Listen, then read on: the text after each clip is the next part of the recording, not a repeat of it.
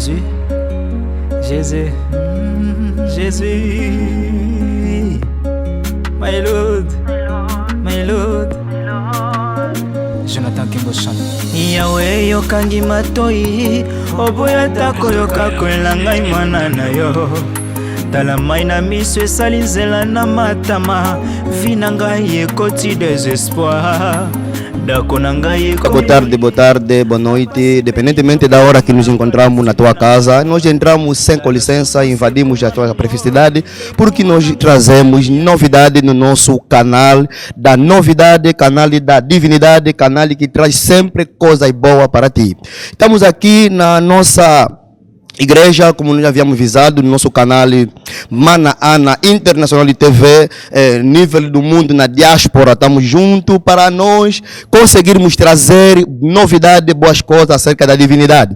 Na semana passada andamos de cima para baixo, chegamos até inclusive na igreja. Infelizmente o pastor estava acumulado com muita situação que ele estava a resolver. E nós resolvemos que domingo de hoje que deveríamos estar presente e participamos nos cultos para saber, conhecer, trazer novidade e responder a vossas perguntas neste canal que traz sempre novidade. Simplesmente vosso servo, o pastor Miguel Álvaro Predestinado, você sabe como de hábito que ele traz sempre novidade. A Bíblia disse que começa a vos saudar em paz do Senhor e aproveito já saudar o povo do Senhor, que um bom domingo, paz do Senhor. Estamos aqui na igreja Merap. Merap significa a missão evangélica da recuperação das almas perdidas, como a nossa missão, segundo o livro de Mateus, capítulo 19, no capítulo 28, versículo 19, que ide até da terra, pregai o evangelho e batizai. E essa é a visão que Deus deu no homem de Deus, o nosso profeta. Papá, estávamos aqui na semana passada e hoje estamos aqui para conhecer, perguntar e responder esse povo que consegue te solicitar. Primeira coisa, queremos saber como te chama e se apresenta e conta-nos um pouquinho a tua história. Ok. Muito obrigado. Meu nome é Profeta King Oscar. Muita gente me conhece o nome em francês, Kumadonjo, le grand voyant. Nossa igreja é missão evangélica de recuperação das almas perdidas. Muito obrigado, Profeta Oscar. King é um termo em inglês. Profeta, vou me desculpar, estarei aqui a te chamar pastor, porque vi muita gente que está nos atrás, como estão vendo, não é decoração nem montagem, é um povo que está a ser dirigido pelo nosso profeta Oscar. Profeta Oscar, vamos já caminhar rapidamente, com facilidade, estamos à vontade no nosso canal, à frente do ecrã. Ele engala francês, português, pode responder perguntas que fazem entender o povo de Deus. Aproveito nesse momento abençoar o grande homem de Deus, o pastor Ricardo e o pastor, nosso pastor Paulo, que estamos aqui à frente do ecrã para te trazer novidade na manhã de hoje. E aproveito esse oportunidade para falar, mamãe Ana Matusa, a partir da Alemanha, que Deus te abençoa, está aqui todo o trabalho. Profeta, tu é vraiment, tu na lingala para bandeira ba yoko malamu, tu yoki, tu landi ba émission. To yoki mingi toza awa lelo sur l'église ya Merep. Papa, vision nini nzamba pesi yo eloko ni olingo sala olingo yebisa biso nini, parce que na yenga moko personnellement na participer na kilt na yoki ba maté ozobila sigi ba esprit ozobila sigi les démologie to bana ko zelo ba prophétiser bando kwesa bato mais to kuti évangile na kuti prédication. Papa, oza nani outi wapi olingo sala nini? Merci beaucoup. Premièrement, na pesi nzambe merci. On va permettre à tout couta na biso moins tous na basal na nzambe na sima. Y compris na zape ngamote prophète Oscar, aza responsable prophète Oscar Abala. Nazana moi sinanga tozana yawa mama Cynthia tozomona. Mama Cynthia. Shalom maman. Shalom. Ouais, tozana yawa. Na komisi nzambe basal na nzambe ba pasteur, ba intercesseur, ba kambitu bazawa. Alors, vision na biso Merap ezali mission évangélique de récupération des âmes perdues. Donc premièrement Bible lobi au commencement ezalaki liloba. Ezalaki prophétie. Ezalaki miracle te, ezalaki logoté mais ezalaki non liloba. Donc premièrement na kati église, l'église ezalaka fondée, ezalaka basée na parole. pour na ko sala tout prophétie tout cela mais ce qui li lobeza tes églises l'église où ezala ke basakola kaka miracle ko kwisa bato et à ce église te comme makamusu donc na ko dévoiler ngote pour na ko pesa makamusu nguyate les églises donc c'est pour cela bisozana no liboso parole mission na biso ezali ko gagner ba âme où eza perdu alors ko gagner ba âme où eza perdu premièrement au gagner ba on na nzela lilobanana quelle parole de Dieu. Et c'est pour cela que nous avons tel sabbat en Zambé, où c'est tel sabbat où nous avons kiwana, na kiltalelo donc na kolbari Nzambe kai mo azalo kumu mission na biso ya ngwana eza pona gagner ba âme au baza perdu. Excusez-moi pour la kokata vraiment linga mambo yonga na lingaka. Ezalaki question na tuna suka mais ndengi o profiter ko focaliser na makambo etali mama. Ngana zalaki awa dernièrement na yoki batu bazoloba to yaki awa biso moko sur le terrain. Balobi pasteur, prophète azana basi ebele prophète kuti basi ba to bundere na porte église. Ngana zalaki si les champs to yena ba équipe mobimba casa daya image to na ki équipe complet pour sangone panzani papa. Est-ce que parce que tout le prophétisme ou bien ça fétichisme quand vous avez parlé de fétichisme ou prophétisme est-ce que nous y wana et ça pena prophétie en Nzambe ou bien et ça gondo kinde koti na kati monde beri papa mamatiri ba benfika awa inane asokola kate 2 ans akiti alimwe papa et ça bon Nzambe ou bien et ça ne loki bomi na se mais question liboso ya ngwana ni baleza si les maman est-ce que otoyoka ki awawa et ça kaka ba rimer bat balobika papa loba ou bien vraiment ozana basi ebele ouais donc pena nde na zaboye so babike basi ba bundaki donc c'est que na promettre c'est que ba bunda susu boyoki ya lobi il faut babundaka papa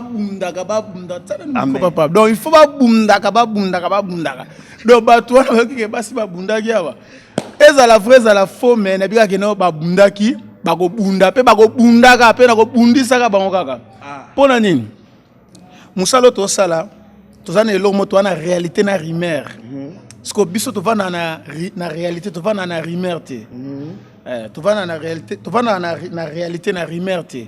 Rimer yango nde tambolaka, mais réalité yango biso to vivre ka. Donc réalité nangeza que prophète Oscar za na identité. Identité nangeza que no prophète Oscar comme on a Oscar Kaila. Moi ce n'est comme on est Cynthia Kaila. Donc réalité nanga yangwana, identité nanga yangwana. Siko yo na monde ne to vivre ka boye.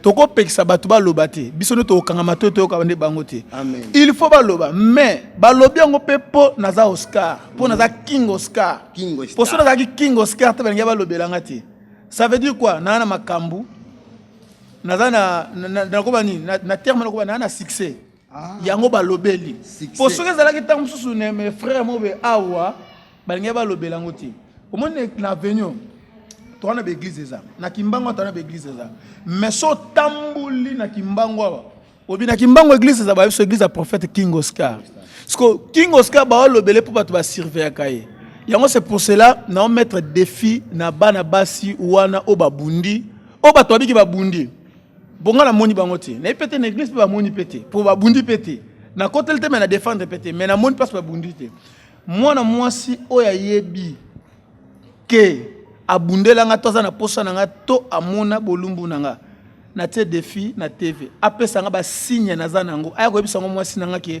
mobali no ana ba signe boye beso longo libilamba soka lobi ba signe wana nde mwasi na nga waleka na émission a confirmer bino kino c'est wana kosita le mamba solo Simon Chikala ya Simon à partir ya Paris papa Simon oyoki ba réponse ba question na bino botunda kinga yango na yeli bino ba réponse papa Simon Chikala na Paris na lobi boye papa lobi boye baloba mabe bakutango kati na yote papa lobi boye mutu nyonso za na eloko Nzambe batungisaka ye babundisaka ye alobi lisusu boye Yesu kutu babengaki ye azana milima Beznebul donc bakombo balobo bakoloba wana aza penda kunate azo sala musala na ye azo continuer ko servir Nzambe prophète en tout cas ngama kama bone zala kapima mekako edenga vraiment mekako edenga prophète eza kisito eza bonzambe bon qui c'est l'axini fétichisme fétis OK okoti bukoko simbi bisimba na réalité qui c'est le go bikisa.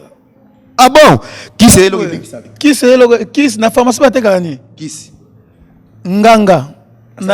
Non, nganga. Na d'autres termes, infirmier bien gagné. Munganga. Donc ça veut dire na nganga nzambe. Ça veut dire na nganga nzambe. Soki ba bi kisi. Donc c'est que ba omona kisi te ba omona nde eloko ezobikisa batu. Donc na ande na kisi te mais na ande eloko ezobikisa batu. Siko mutu na mutu obenga na kombo na ye. Mutu so obenga onction, mutu so obenga kisi, mutu so obenga na façon na ye. Omoni? Donc nazana eloko ozo bikisa batu, ozo pesa batu vie.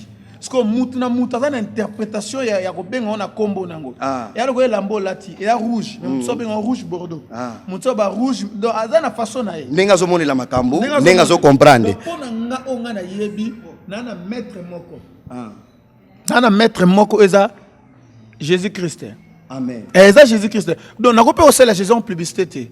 Naza pe na posa batu bandi mangate ke na nzamba solo to ya lokuta. Mais onga na yebi no premièrement nga babi mindima na yo moko onga na yebi ke no à part Jésus-Christ. Oyebi na sala émission moko so koti bolani na sala défi. Et l'équipe déjà 1 mois. Na loba boy. Na mboko yo to na Afrique na ta défi. Nganga oya yebi apesanga ba kisi ponga na za prophète Oscar na télévision aya gozo ba kisi ne. Yaya, bino batu bokendaka pa ba mori. Bino bokendaka pa ba edini soki banani. Papa lobi oya yebi apesa ye loko. Bo yebi akotaka banzela mulili ba sese poto yoki pe bele awa. Yaya, yaka ko banga te mana ana international télévision zo zela yo to yoka ko banga no yete. Benga biso na téléphone zo le kawana na ba écran, ibisa biso ke prophète Oscar Kingi tokendaka na ye e place moko boye to salaka boye. Prophète ça l'émission contraire abimisinga. Bon oya ko ya pesi makambi pese la. Nenge na ko démarrer. Bon, mutula nga ya mususu ezake na âge na yo. Ozo banga makambu te papa. Ba papa mikolo vanisi awa bana bato. Ba mama bato vanisi ya mabala awa. Ozo kene na bango wapi. Bible lobi salaire o prophète ya kozwa, bato balandi pe yango bakozwa. E na mukanda ya Matthieu chapitre nango 24 verset nango so talibe 11. Ozo mona Yesu zo balobi na temps de la fin ba prophète ba kobi me belé telima e belé. Ba ko sakola lokola nga pe ba ko sala bikamwa me bolanda bango te. Est-ce que yo vraiment na âge na yo? Après ibisi biso toza mwana nani mais kokoma ti wana age na yo zo banga te mangambo no batu se bele boke na bango ti wapi papa pona lobiko pona sali ubiso sala ba makambo no ya CCC pona bito ko tegino église okeno poto ndi to ngi na bele a okema ngambo ya fina yo papa o sala commerce boyo sala musala nzambe. Premièrement na remercier nos professionnels. Oyebi émission to kene mais o matanga de ngomba déjà donc voilà. Voilà. Donc il y a personne festation aux pro. Aux apena pro ya musala na opena. Merci. Alors, nga musala nzambe kozala prophète to musala nzambe eza métier te na otiko ekula quelque part pour na comme prophète. C'est un don. Musala nzambe eza profession te. Voilà. Eza vocation. Eza office. Eza programme ba programme ka mutu. Voilà. Akomi ko servir nzambe. Et kobosa na te to bota makabasani na nzambe. OK. Mais to koma makabasani na nzambe te. Voilà. Yo bato okena bango wapi. Nga to répondre à question na ngai. Yon en est ça. C'est un don. C'est un don pour nanga. À part non ko servir nzambe, na uti na descendre ba ngunza. Pour na kala tozalaki na kala zaki ba prophète te na kala zaki ba ngunza. Kimbangisi sio makambo yo. Kimbangisi te. Bangunza za banani? Kito adiki bangunza. Non, wana te. BDK. Expliquez biso bien. Donc, naza descendant ya koko mo bengaka Masaka. Masaka za lokola disciple, bazaki ba disciple ya Kimbangu. Ndenga naza prophète Oscar naza na basali boy. Amoni siko ya zalaki lokola disciple ndo tambula na Kimbangu aza mo mwasi Masaka. Na libota na biso nyonso ndeto botami na famille. Toza famille chrétienne nano. Toza famille ya bangunza. Tout le monde a musala na Nzambe. À moins que muto ami distraire. Tout le monde a musala Nzambe. Prévenez. Batwana sima baebi. Grande sœur na biso ya liboso. Comme on est pasteur Esther ana Kinshasa. Voilà. Aza pasteur en église. Grande sœur na el boso. Yami Balé. Maman Esther mbote déjà musala na Nzambe. Merci. Yami Balé. Pasteur fils aza aw. Voilà. Na église moi na prophète Lissus. Ah non, aza pasteur. Amen. Pasteur fils. Auto si sa cours ya connaissance. Atangi. Troisième nabiso, aza diacre na église mo quelque part na Kinshasa. Quatrième, aza un frère simple. Cinquième ezanga. Voilà. Donc et tout ça na lignée moko ya servir na nzambe. Donc premièrement na répondre à question zani musala oyo nga na zui ezana no don o na botami nango pour na information nga musala na banza na aja muke na se na ko kanisa na aja ba 9 ans na banda o servir nzambe ba o ba ola nga za mwana kisensu tous les bana qui sont sur la nanga bako le kaneka otambusi caméra ba biso na bandi musala nzambe o muke to na bi muke te ya aja muke ya mwana muke ti na bandi ko kola na uti na église cité Bethel ko bima na cité Bethel mamongo nzamba pesinga vision na sala église auti na cité Bethel alobi aza mwana ya mama saka donc luvula lwani ko dutoka kuna mama saka donc masaka eza ba makasa eza ba prophétie ba mbebele mais yemo ka yebiti na mbalobi en tout cas ganja ne si koyoka prophète koloba en tout cas na yeba kite ko mataboye mina na cité nazo pesa ba merci belé et pas ya Bama Ana à partir ya Paris à partir ya Allemagne bambote belé et surtout mobile no papa Esaïe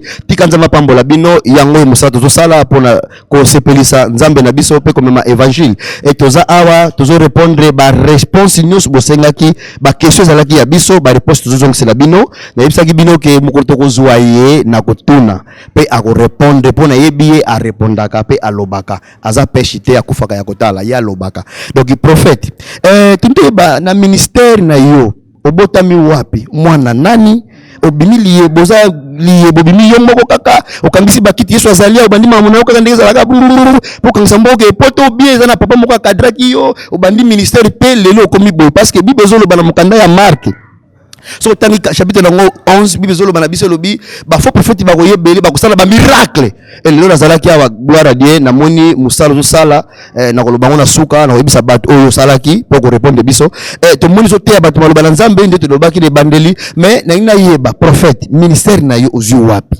obimi yo moko ozali yebo oza fumbwa uta wapi oza nani papa na yo ya molimo to moni beli awa ta bande église awa o nga moko pasteur non consacré to découvrir 20 ans après akomo ba consacration yo oza nani outi wapi. Merci beaucoup, merci. Donc premièrement nazana nous mwana ya église cité Bethel.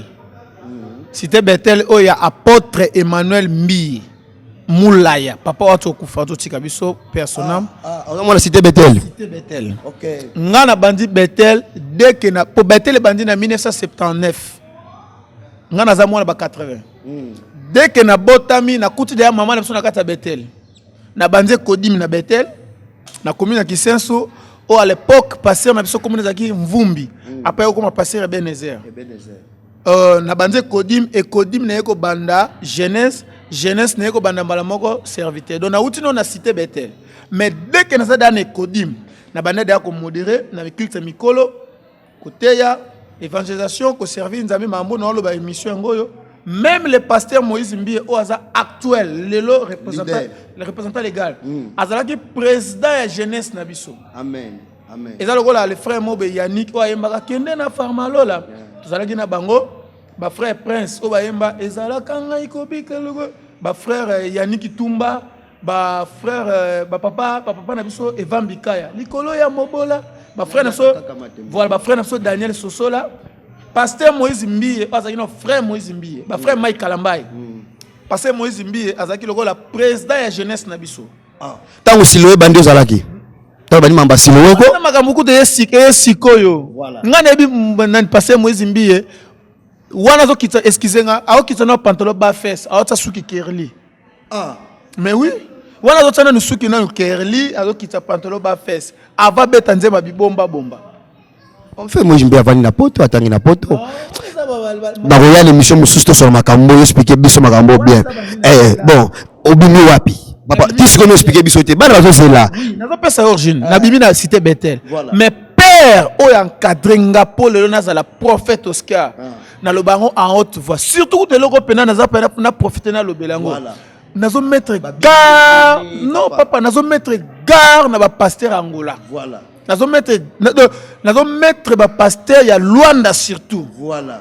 Donc nako le ba langage mo nako flyer makutu wa. Nako po langage moko donc bakeba. Voilà. Na Luanda naza mwana mututé. Oh. Naza mwana mututé. Nako tika la pe ko za la pe mwana pe ya mututé. Mutu mo te na yoki prophète moko awa nako ba kombo te pona publicité. Asa papa awa.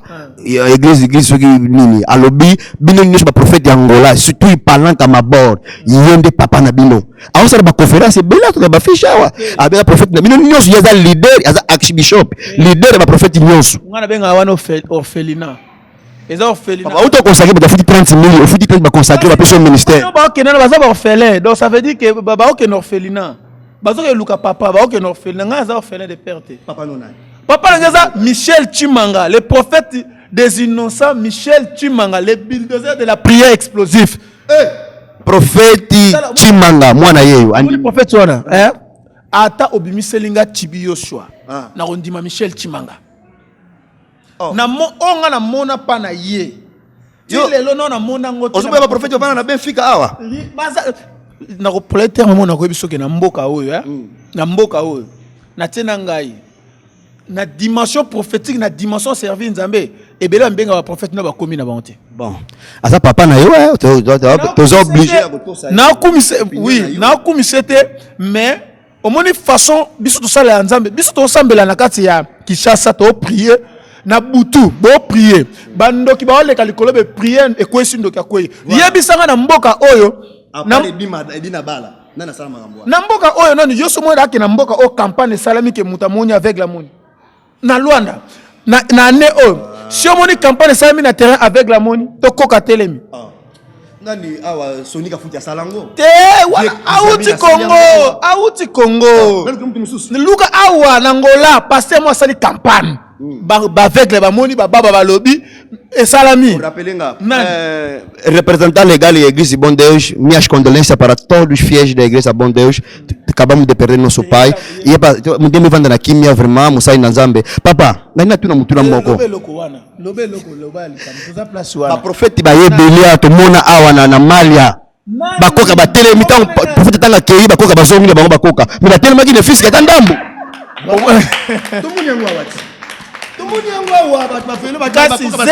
kasi yo nazo bisayo na Angola te okay na Angola na ngote te ngane mto yo do tunanga ngana répondre yo za problème te onga na oloba sanga ezoko sangashika ngamuko donc na makambo na signer ngamuko ozomona parce que mingi lelo alati veste a telema simbi micro église ba te carona sima abike église non azate neso ebande ko bana na tiboy azate prophète number 1 oyebiye na number 1 de nan Fuamba Gregaro oyebiye prophète Miezi era batu mususu to ko pesa bango nzela te na émission na biso ko tanga bakombo mususu te mais te nazo yebisa oke na Angola ba to changer bazate au sali campagne de koka telemi avec la moni azate ezalaka na kati église au tei au sakoli au quoi ici miracle zate zela ne bisayo miracle msupe sama na lelo o mangeno asali miracle eza makiona obi makiona makiona ozuba jeune fille moko boye oyena yesi masi mobombiye yozo te yango na zela ke lelo sala ngango azokota mamo bisi nzamba talisinga nzamba talisa bino kwa passé bolo baka prépa futilité pour année ba jewana pananga ekota te parce que na ministère na no mubesu makambo si na sali voilà omon oda si na sali voilà na ono na salité on a salité eza makasi koleka oda na question moko lemba prophétie moko o kongola ka combien na prophétie moko o senga ka combien question moko na prophétie so na senga ka combien na prophétie moko bon voilà eza question wana na osepela otu na onde bato ba mama bolimbisanga bona bino na promi na ngai te ndinai ba papa shalom papa na benga mina kombo ya Frère Patrick plus à plus ngani na modéra pe na kati ya temple oui bibelo bibozi ya ofele bo pesa ya ofele oui kombo ya nzambe zara na prité pe miracle nzambe zara na prité so quelque part OK c'est comme ba osenga o monta po ba pesa lelo komo ya part ya nzambe automatiquement faut comprendre que oza mamsusu ya nzambe te senga ka eloko te é o filho do profeta. Profeta Oscar também tem filho. Por isso eu fiz uma pergunta. A profecia que se dá aqui nessa igreja, quanto é que se cobra cada profecia? E eu vou basear mesmo primeiro numa pequena introdução. E eu como profeta conheci há 4 anos atrás. Amém. Desde o meu primeiro dia que eu baseei ou que eu pus meus pés no antigo templo, a primeira coisa que ele entrou na igreja, quando foi chamado ao púlpito para poder ministrar, antes de ministrar, a primeira profecia que foi dada foi a mim, porque ele viu algo estranho a mim, porque eu tinha uma aliança no mundo das trevas de uma mulher. E tudo dito, essas eram as coisas certas que eu vivia naquele momento, que estava a viver. E eu, nenhum kwanza que eu dei a ele, nem se for 5 kwanza de moeda. Não dei e nunca me cobrou nada. Às vezes venho aqui na igreja, às vezes estou sem passagem, ele quer me dar passagem para regressar em casa. Abençoado de Deus, todo o povo de Deus, muito obrigado, muito obrigado. Papa, o Moni na Yuki vai intervir, vai intervir biso partout dans le monde, na France, na Allemagne, bate bele, mukili mobile baso landa yo, papa banda ko luka yo na mwinda, babi yo kima kakim, so to yeka uzate. Papa, nengelo ko moko za na mukanda 1 Samuel chapitre 9. Histoire oyo, rebi bien malamu, tango Saoul azoke luka bampati papa na ye. Et comme na moment moko boye atuni serviteur lobi ndenge bapati bazomona na te tokosala ndenge nini musala lobi to ana prophète moko aza quelque part Samuel tokende pa Samuel aolakisa biso esika bampati ya papa baza na époque bana ko benga ba vidente ndenge yebi tango bakomi yoka question Samuel totuna tokomema nini epai ya musali na Nzambe. Yango na tuna ki question moko stratégique parce que bakenda pas musali na Nzambe maboko pamba te tango ke pa mutu atalaka makambo be amonisaka makambo foza na eloko. Yango na tuna ki question tant que musali na Nzambe osenga ka combien eza na ka ofele to ye to ju prophétie to ke na biso ba musuba kwa ba pasteur cadre ana pasteur na télévision ana pasteur na église ana benga bandima desh fruit ayimba kandi banzema mukili siko ayesu ni prophétie ofele si manangwa ke na ye osala ka musala ngo bongo papa non oza pena professionnel. Bandima Desh Fruit. Voilà. Donc, eza nakolo ba na sens nini na senga mbongo te. Amen. Eza enseignement de eko tinda mwana ye moka ye ba ke na okutana na prophète. C'est l'enseignement. Soki azana ngopi. So pesa to ko forcer te. Première des choses ngana zo rabango na lokola ba marchandise te. Mais na zo rabango ba âme onza ba kufa pauvre yo ko poto na sango. Te Makamuta poto komi tungusama te. Omone na sana nubwe. Eza nakolo ba vantar te. Bible lobi muto azo servir Nzambe. Aolala nzala te, aozanga ekolia te. Vina ye ezo depend. Ngana viva pona bandimité. OK. Pe na ko tika ko viva pona bandimité. Lelo na ko te évangile. Na bimi boy mena ozwa. Omone na journée na relation na nango. So na bandi na bina wana ko senga batu ba mbongo. Pendant ton 18h. Tu as 400 000 la journée. Maman, ça dans la image. Merci pour la misala la papa, toujours comme toujours chité parce que tu es à la R. En tout cas, vraiment. Tu es à la R. Tu as qui vient après sur le moi mingi. Tu as chité vraiment. Dans l'une tout nous sommes tout na moko. Ils ont dérangé bateau bateau talayo. Tu me yoka et de belo comme moko. On se prépare tout le monde qui peut pas m'biller.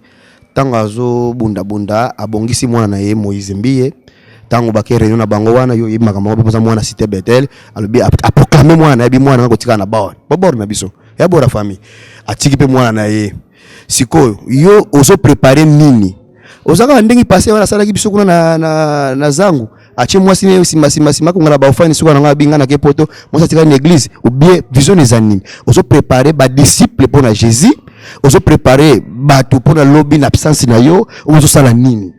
Bon, première des choses na vie mulaya au vivre. Amen. Ba préparer lo oso lingo kufa. Pour na kufa te ali partout par là yo saka awa palanga nana zana bangwa wa nana personne okete. Oh papa nazawa vous apportez pe susu te na bimara te na bimara te baza na menate alibanda na bimara na voyage rapé. Donc siama peno siama na chéri na yo. OK place te ndena bande église wa nazawa na place okete bango nde ba okene ba kefonga la église ba tikinga temps plein. Do nazawa do to na bi nazawa na voyage morte na osala na kefa na poto na tiki église exact parce que ndongo solo ba même ba église nde ba otala ba okama pour ba yebi ke pembe na prophète Oscar poto eza. Voilà. Bata poto baza. Afambola mo bedre sur maboko. Baza béni. Kaza dans cette image mana ana international TV ozoyoka bakambu yango ende bandi alobi na nzinga na ye poto nde eloko pamba.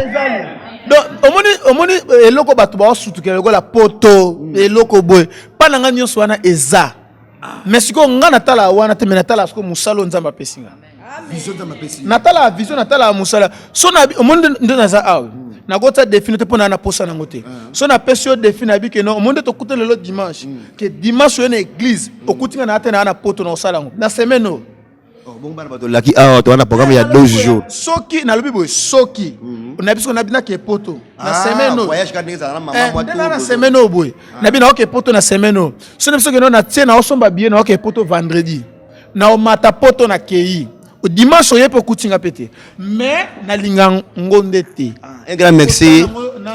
En tout cas, vraiment, ça n'a pas belle faille biso. Merci maman Nadège Tembe.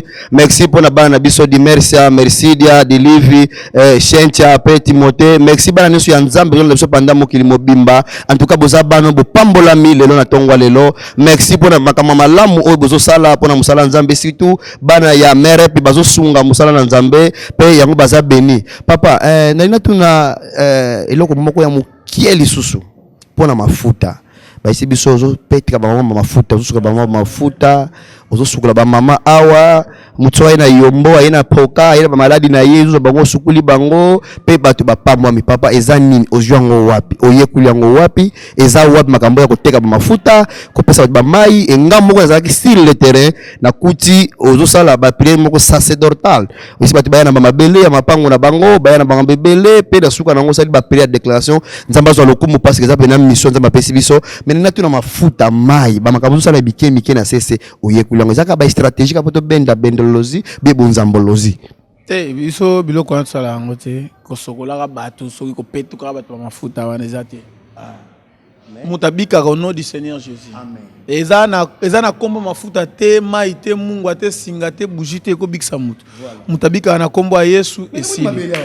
Te wana eza mabele ya ba mapango. Te eza ni eza ba service moko eza ndeti ndeni. Na bi yaka na mabele lopango na yo. Non yoka na place ngana ya ko sambela pona lopango. Pesa ba mabele musuza ka envoûter. Okota na lopango mobe lopango wana mabele wana ba lokango. Lopango mobe bato ba welelaka voilà.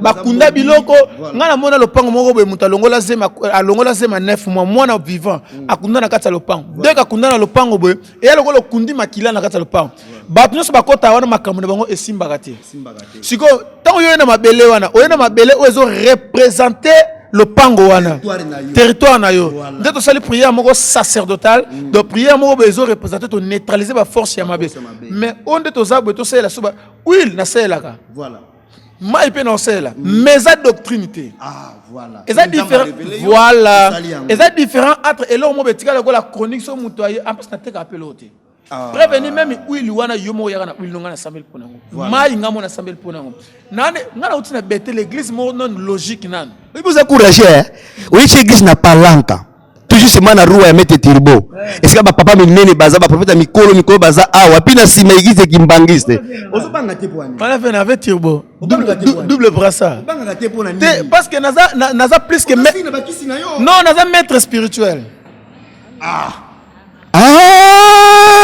yoka na bisi so bon malobi aza maître spirituel donc obanga gelo otesika so chema ko le pesa melio yoka makasi kana verset wana et partout to diate pesa meli biso yango sangisi bana bato pepo ebike ko pesa meli biso kaka mais nenga bonzambe même vena biso tiriba za vena nga to sola bien ayebike wana petu wana leki wana ayebinga bien mais aza vena nga to sola bien to wana problème te raki pété pe caché bazula ka pe vena biso tiriba za pe yango pété voilà ende pe amoni la ki yango wana pété to sola na ye personnellement to sali publicité aza bien cool bien mbala moko na chute il faut pesa so programme église mais avant to ke na ba programme église na biso ngana biso lo mona na copie moko na ba CD ya bato na tekilo ya ba vie bato ba vie ya bato na yebisa yo to ke to beti makiona epe ko lesa biso na zo sireo to beti bango eloko to bimisi bango mbongo ndenge vie moko salaka awa na kwa 18 zangu na tekilo ba disque na bango yo zuba histoire na bango mobimba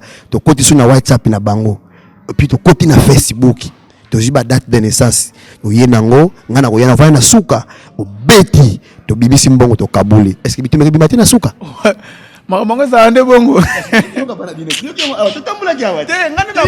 papa sango ne panza na nzibisa yo ngande siko nde le problème ça m'a dit que t'es biloko wana kutu soko yelinga nde mutu aliboso aboya mwasi nanga maman linga pas ça linga mambona mwasi nanga ba bêtise na olinga te eloko nini yo neti eloko nini oyo ko ya ko envier exact ni so daza nango ana eloko ko envier te tozana eloko to ko envier te omoni kaka sans kwanza wana bana biso za ka richesse donc nyos oyo lobaka ezaka pena bonzambe kaka nga ona salaka nakota témoigner mais ona salaka na biso ke non nazana elo nako beta makiona te muto ayebi ka tekelanga CD ke to beta muto te vango aleka ebisanga ke non ngano to sala copie wana nganga oyebi ka pesanga kisi aleka avec ngano to sala copie wana mais makambo zolo bana na yo kango ba pasteur mingi bana mboko basala yango mais nga na osala ngote peno na sala ngote na kolinga pe osala ngo pete 1 Corinthiens chapitre 14 on na sabe nana plus de 17 serviteurs na simananga nazomona nde na zabwe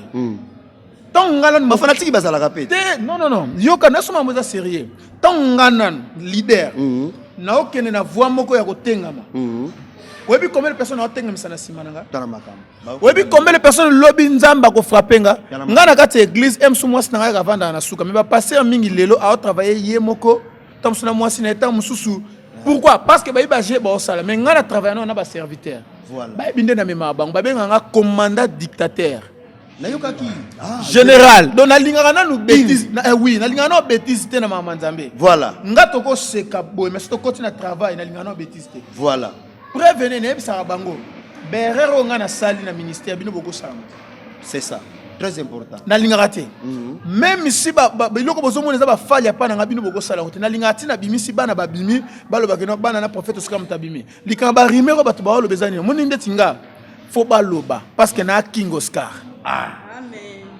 merci faut baloba merci ngai na kelama pona lobisaka bato donc na ko lobisaka bango donc ba mona nga so na musika no ba poussa na ba yeba te ke eza ndenge nini mais to ko lobisaka bango bo continue ko lobaka prophète alobi ye aza Oscar bokoloba pe bokontinue koloba bazwaka muninga mabeka kana musika te pusana oyeba réalité oyo ye a vivraka pe oyo azali pe boyoki ba réponse na bino tozokomi na suka ya émission na biso en tout cas vraiment ndenge koko salobaka munima tango katango ko mutola tango katango ko ntango ezalaka kaka tango soki tolekisi mabe soki tozangisi pe mabe bo limbisa biso nyoso malamu nde to bangana poser tout du qui est de bon du rapport mais toza awa to kombina suka toza ba programme ya ba prière na biso ya papa na biso Oscar prophète ya bato nzambe bango balinga ka ki prophétie nde balingi ki pasteur te balinga ministère ya prophétie bango balinga ka ki prophète zo pesa ngape ko nyabe pasteur na bosani so te ki mutuno te banga bakanga makambo soki pasteur moko aye ba pasteur lokola na otanga kombote aye ateyaka bien aye alinga travailler na yo okoyamba ye ya papa mukolo po na mwana mukia po biso na kala tozaki na église ya yeba papa ndima mutu ya pasteur foza la papa ya 50 ti likolo fona ta ba veste cravate basuki bongo te foza na basabato moko tengama basulie moko tengama boy po ba confirmer que na tempele na ministère mais yo to moni yo jeune lati bien cher no propre organiser église opina yo ki opesi communiquer ya ba ina ko sipra nde yo lobi ti anezo sila to ko bala makambe bele ko sala ya malamu pe tozo décorer église donc to yeba soki mutu moko aye na bandeli question bien azana posa servir nzambe na sima na yo ba fata respect ko zala te vraiment okozwaye mwana okozwaye collègue okozwaye ningi pola lobaga zo benga timida lobi mon companador l'habitation compagnie nga na musala ezala bongo tote nga na oboya pourquoi po dasi na yamba de ba détruire nga so le longa na zu retard na ministère na nga na église eza cause ba papa na mikolo oyo abana mama nzambe kala mama kala mema vina ba bana cité beteli balinga ba papa te moi je bien peka boye kasi ba vene mutu ne ba on ba bebi sa bisoti omoni tous les omoni mutu na omoni likako ya grand vieux prophète zela n'explique yo na yebi yango zela likako mukolo arata étape te so mukolo likako mukolo arata étape c'est que sili pona abukali mukolo siko omoni ba vie ona na eto travailler ayepo azana mantala te so azu makasi yondo comme ennemi na liboso bato ba rato travailler ayepo azana moment faiblesse te so yika akomika makasi azu mapapum yondo comme adversaire na ye donc comme que non surtout soka yena ba connaissance na ye yo te a ya le beza a tes v Voilà. Donc c'est pour cela. T'es na beaucoup de problème te na koyeba te ko banga ko se ndeti nga eloko e bang sa ba te longa na nzoto nanga eloko za bang sa ka ba to ndesi la te mais tango ekoki papa yo banga ka te eloko na za ka te na muta bangi e pa na ngeza ka te elongwa na ko banga mutu voilà nzana ngote ateraka mafuta te asukulaka bato te asalaka mpe eloko mabe te nyonso boyoki mbala nsima tokozala bino ensemble émission esili awa nabandi koremercie bana nyonso ya nzambe papa alobaki mama aza na eloko koloba kopea mbote bieni mpo tosisi mama boya kobebana te bosala émission awa te mama zela papa pardon place wana photo loba bien moni bato balingo otambusa réputation boye tout cela il faut bato baretena bayeba eloko moko ngai Oscar moi c'est nga oyo nazolo bango so en Haute d'Ivoire zo moi c'est maman papa Oscar yeyo zo aye na linga ye moni tonga na bandi ko linga basi voilà tona bandi ko linga basi moi ça liboso na lingi ye na bali pe mbala moko sikoyo ezana ba fille mususu rêve na bango ezalaka Oscar siko lokola ba ko kota te daga wana pe kaka baya ndenge mosi pe asala ka bayaka otei bango évangile na bandinga bina na monde spirituel merci to kotela ngate na monde bango batikali na musala nzambe na monde spirituel nan na monde spirituel soko lingi o réussir il faut qu'il mablo mi balé na monde spirituel voilà el boso kolia mutoki ya mutu mbongo mutu voilà oko sala ngote ya mi balé sexe netinga na principe no ya vie nanga moi na mosa ko se tenir liboso nanga mais ko longola couper liboso na ye jamais po bana kutu te bongo batema na nzela bongo moi se faut linga fasa kana kati église no voilà papa lobi na ministère il faut longa na monde spirituel ata ko to église te ata ministère te ata oza chayer oza ata yo pe journaliste soko lingo na basi soko lingo o réussir na vie sexité ni sexité basité sexy et ata moi sito mobile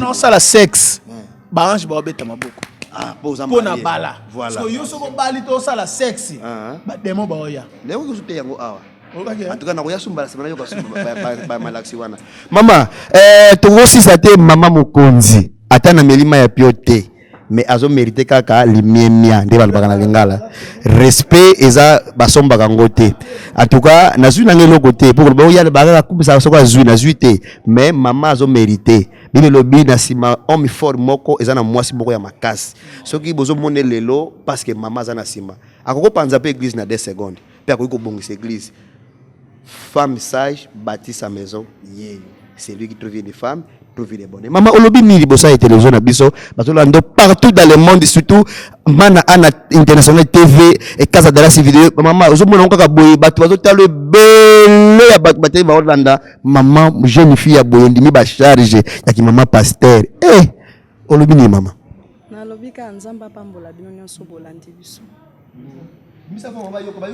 na lobi nzamba pambola na batu nyonso balandi biso elo mususu ya olobeza te parce que bible lobi na circonstance nyonso foto kumisa nzambe circonstance esangisi biso na yebike bana nzambe nyonso bolandi bokozwa ya malamu o biso tolobi awa tozo continuer to sukisa te ndeko awzana biso tous les jours bobandolanda biso tous les jours nzamba pambola bino mama nakotiko boye te ko bakuti pambola yo te to mona te na otuna lo mamu kieka osepela nango mama est-ce que okokoka pema ko protéger parce que ministère des amwasi oyebi ministère des amwasi ya mibale o mbali nwazui bien mosa liboso tango yo lingi kabelu ministère lingi prière tango yo lingi moi brepa lingi montagne ya Benfica donc est-ce que oza capable oza disponible okokoka ko supporter charge oyo ibisa batu ba otalo na télévision poto sisa vraiment naza mwasi te mais naza aide za mwasi te naza aide nzamba tienga pembeni na ye parce que po ayebaki soki ezalaki volonté ya nzambe te alingaki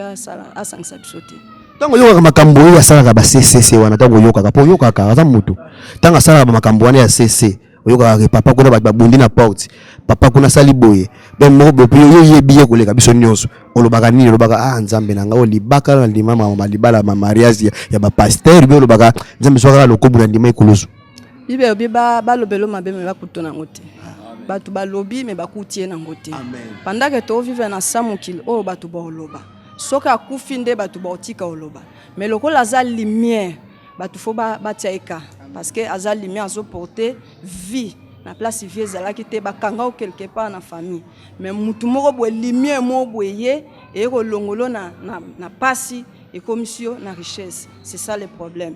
Donc conseil na opesa oyoka eza komona ti avant de confirmer le mot, préféré au monde en après sa confirmation, c'est ça. Un grand merci à Batunios Walandabiso, Dimanche, Batunioso. Merci vraiment pour le conseil de maman Nioso Mabala. Basa Mabala Nioso, maman Pasteur Nioso, maman Nene. Nous pouvons savoir mbote na música, não posso esquecer, como começamos a introdução em português, vamos terminar também em português, que o nosso programa que você seja conectado em todo momento, estamos ligados para trazer novidade. Toda mamãe pastora, ouviram um conselho mamãe pastora que devemos suportar, devemos proteger nosso marido. Por que não vou saudar a nossa irmã Mavi Apala? Ela é o representante desse programa. Por que não vou falar da nossa irmã Clementina? Que Deus te abençoa pelo esforço que você apresenta dia após dia. E por que não vou falar da mamã Moindo Ornella, Moasi ya Batuya Pembe? Nzambe apambola yo. Ce que na pesi to ko banini. Nzambe dia apambola ka yo mtatombola ka toza ensemble. Ce que na pesi mbote pa ya bana nanga bakolobake papa oyaza ingra nazalaka ingrate. Mwana nanga bebe Lydia beijo que Deus te abençoa, que a minha mãe Deus te abençoa pela força. E toza na posta na Bíblia vema elogios, críticas é que faz que esse programa vai mais além. Que Deus nos abençoe. Nos encontramos na próxima edição. Agora vamos seguir os programas do nossos cultos e a nossa igreja, como que é dirigido pelo profeta. Terminamos em língua portuguesa e venha nos passar a informação, os programas dos cultos, o que nós temos durante essa semana, quais os programas que nós temos, qual é a maravilha que Deus vai operar, se tens alguma coisa para informar nesse povo que te assiste nesse momento diretamente no canal de Mana Ana TV Internacional.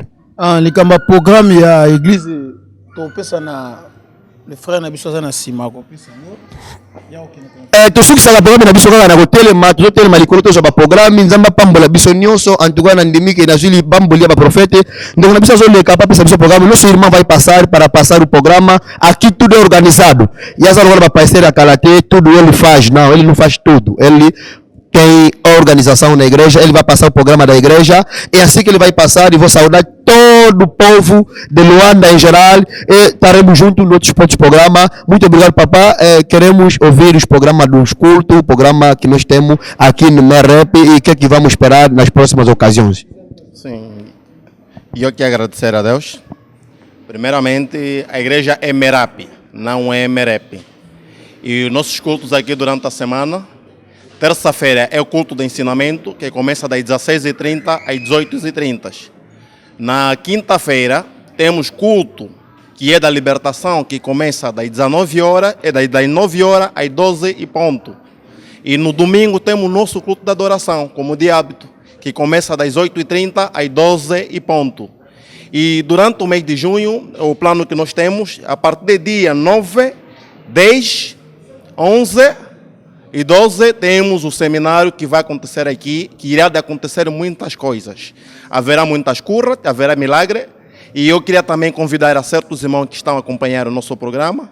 Cada um comparece com as horas exatas. O seminário vai começar mesmo nas horas das 15h30 até lá para as 18h30. E comunicamos assim, a igreja é sempre dirigida por profeta King Oscar. A igreja está localizada aqui no Quimbango, a referência à Rua do Mestre Tirbó. Depois da casa do Mestre Tirbó é o quarto quintal, onde está localizada a igreja.